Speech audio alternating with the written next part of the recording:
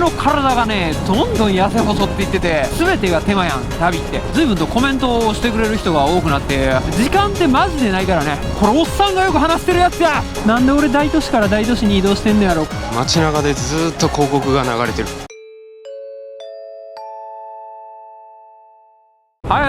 今現在が旭川まで残り1時間58分99キロというところにいるんやけど、忘れてたね俺、北海道に来てたの。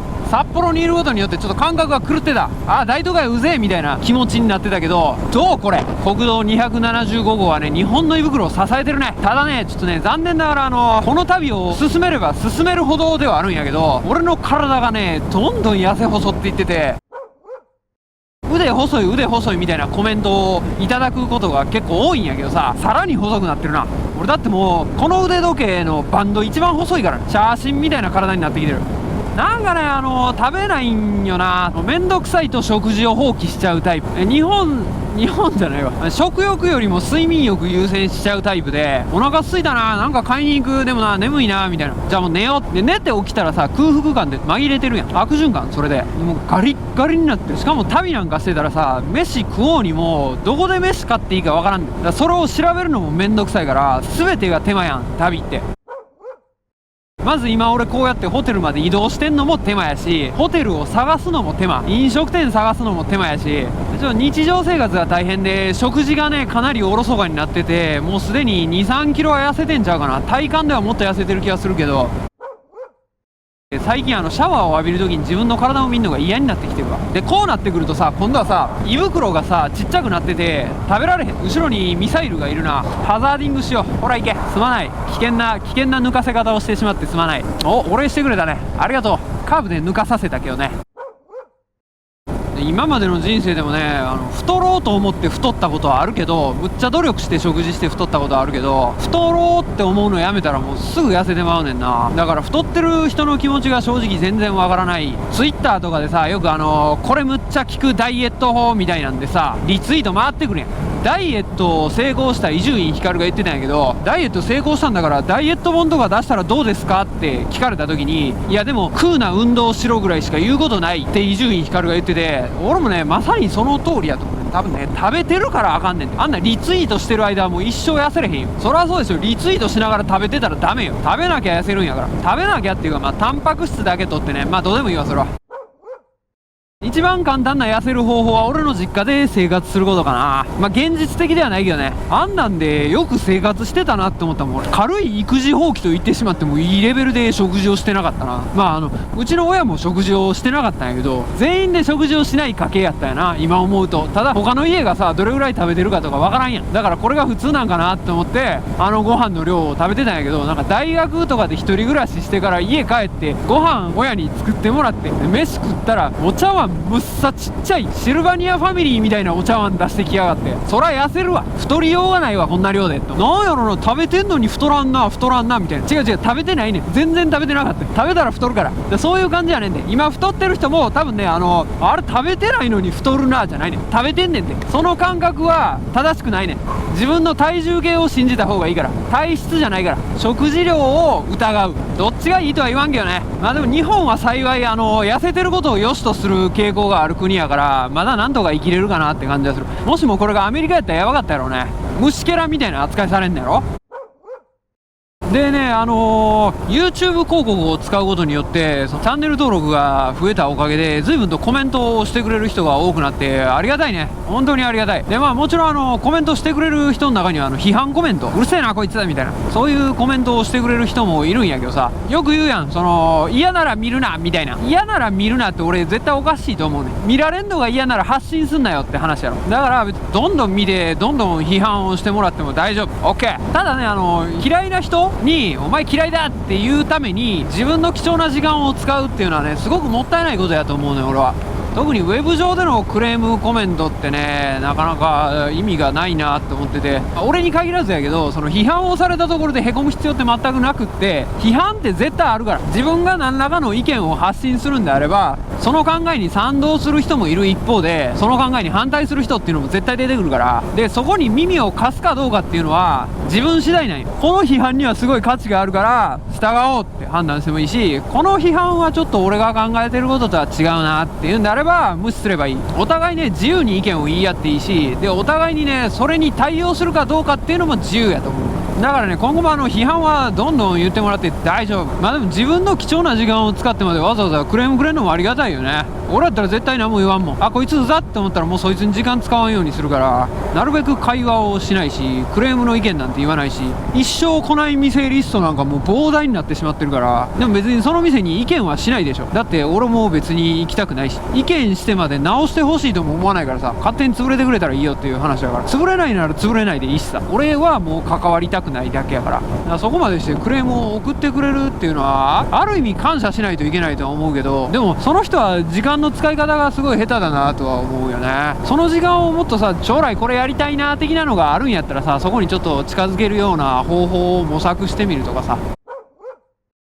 時間ってマジでないからね。32になって思うけどさ、俺まだ気持ちは全然23ぐらいのまんまなんやけど、俺もでも年齢は32で、鏡を見てもさ、なんかちょっとおっさん立ってるなって最近思うようになってきて、あれ俺これちょっとやばいんじゃないのみたいな思ってるけど、でも心は若いのよ。乖離してしまってるから。いつおっさんになるの心は。どっちがいいんかわからんけどね、心の中もおっさんになるのっていつなんやろね。まあ、見た目おっさんでも中身若かったらまだって気がするけどね。やっぱ子供ができたらとかなんかな。じゃあびっくりするぐらい20代があっという間に過ぎてしまったなっていう印象は20代の時は全く持たなかったけど、でも今32になって思うのは、20代の時もっとやっとけばよかったの。これおっさんがよく話してるやつや。おっさんや俺。俺おっさんやわ。俺おっさんや。実はおっさんが言ってる言葉ランキングトップ13ぐらいに入ってるやつや今の。若い頃もっといろいろやっとけばよかったなって思うけどみたいなやばい。今のはやばい。今のはやばい。今気づいたわ。俺おっさんになってたわ。鏡の前にようわからんおっさん立ってんなって思ってたけど、それ俺や。前はでも実際そう思うねん。いろいろやっとけばよかったなっていうほどお金も時間もないんやけど、なんかね年取って知見が増えれば増えるほどやりたいことが増えてくるから、まあどうしようもないんやろうな。これはみんながみんな抱く悩みでしょう。もっといろいろやっときたかったなみたいなのはもう年を取れば取るほど。でもそれってさ、逆に考えると今やればって話やんか。なんで今やることを諦めてるっていう話でもあるから、それはもう心がおっさんになってしまったってことでしょ。もう若くないからっていう意識が心の中にあるから、だからそういう発言につながるのよ。だからそれはおっさんよ。全然もう今からでも裸で公園走り回ったらええねん。マンションの貯水タンクの下に秘密基地作ったりしていいんやって。別に今からでもやることねえな。暇だ。ほんま暇やぞ。やばいぞこれやばいぞ。俺が思い描いていた北海道そのままや。しかも今日は景色も楽しめないと来たもんや。うわ残り1時間15分もこれかい。やばいわ。何が聖地やねん。32歳無職未婚北海道走行中や。なんで俺大都市から大都市に移動してんのやろ、この雄大な大自然の中でって気がするけどね。そんなに数がない大都市をさ、最初に2つも攻めてしまったらさ、こっからもう雄大な自然しかないからノイローゼでしょ。もともと俺都会っ子やねんから、自然そんな好きじゃないのに自然の中を走ってんのに。知床半島とか行ったらもう鹿むちゃむちゃおるらしいで。絶対見るらしいで。鹿見る確率 170% とか、1匹は絶対見てプラス 0.7 匹を見るみたいな。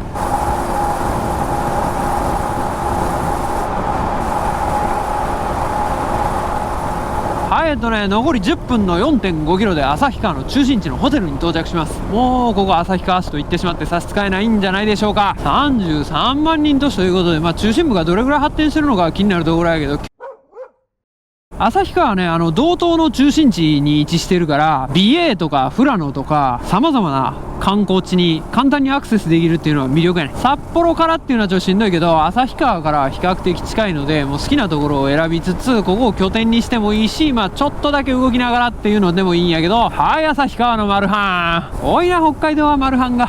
6月28日、明日がちょっとあいにくの土曜日ということで、ホテル代がおそらく高くなるでしょう。明日木曜にしてほしい。月曜がいいな。明日月曜とかにならへんかな。仕事してる時は金土むっちゃ嬉しかったのに、旅をしだすと金土がうざくて仕方ない。ホテル代が高えの。日曜月曜とか最高やね。一番安い。だってビジネスホテルでね4000円切ってきたらもう即決していいレベルや。だから青森のホテル小千歳みたいな、あれわけわからんかったな。なんで2900円で常時値段でいけちゃうんやろ。フロント企業かと思うぐらい安かったな。オッケーオッケーオッケー。音楽やたら流すなこの街は。交差点が音楽流すのは何や。あ、人通り多いな。すごいな。こんな内陸で急に人が増えるかわからんもんやな。あ、いいじゃない。いいじゃない。いいじゃない。あら、素敵。やばい。郡山市を思い出させる。あれいいじゃない。あれ俺嫌いじゃない。お、すごいじゃん。やっぱ33万人としてはさすがやな。うわ、このバイクめっちゃかっこいい。あ、俺のか。ツインですね。ああ、いいですね。大丈夫。旭川から車で国道40号線を。街中でずーっと広告が流れてる。不思議な街やな、旭川。どこ止まってんねん。はい、旭川といえば大黒屋のジンギスカン。さっき電話したところ幸い当日予約はできないんやけど、今なら席空いてますよ、一人でも全然 OK ですよっていう話やったから、一人で楽しんでいきたいと思います。一人で入れる居酒屋ありがたいな。本当にもう全部そういう感じになってくれたらいいのに。で、三六っていう中心地の隣にあるらしいから、歩いて1分ぐらいのところかな。はい、大黒屋到着。カランコロンカランコロン。うまかったね。人気ナンバー1、2、3を食べたけど、ビール1個入れて2400円ぐらいか。安かったな。しかも一人用の席がちゃんと用意してあるっていう。近所にあればまた来たいな。はい、旭川で一番発展している交差点、三六交差点っていうのがここなんやけど、なんでここに人が集まるんやろうな。ここやね。ここピンポイントでここやね。不思議なことに動線があるわけでもないし、駅が近くにあるわけでもないし、飲食店街がこの辺にあるっていうのがあるから、ここが繁華街の一部ではあるんやけど、なぜかこの交差点やねんな。不思議なもんで、北海道の超内陸部やのにこれだけ発展してるっていうのはすごいよね。北海道の東側の人が札幌に行くまでの経由地として発展してるのが旭川って聞いてるから、北海道全体で見ると人口500万人を超えるらしくって、北海道ってむちゃむちゃ規模でかいんやな。土地も広いけど人口もすごい。大したもんや北海道。札幌、旭川、函館、帯広だけでもう300万人ぐらい行くもんね。で、あと細かく全道に分散してるでしょ。それも加味すると人口528万人。大阪で870万人でしょ。北海道すごい。